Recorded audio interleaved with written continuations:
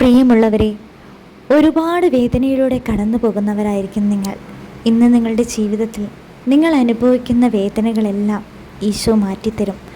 ഈ ഒരു വചനം ഇന്ന് ഈശോയാണ് നിങ്ങളിലേക്ക് എത്തിക്കുന്നത്. അകത്ത് വരുമ്പോൾ നീ അനുഗ്രഹിക്കപ്പെടും, പുറത്തു പോകുമ്പോൾ നീ അനുഗ്രഹിക്കപ്പെടും. ആവർത്തനം 28-ാം തിരുവചനം.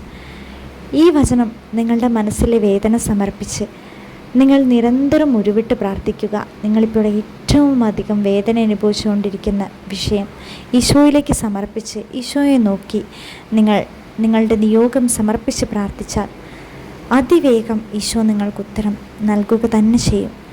നമ്മൾ ഒരുപാട് വേദനിക്കുന്നവരായിരിക്കാം.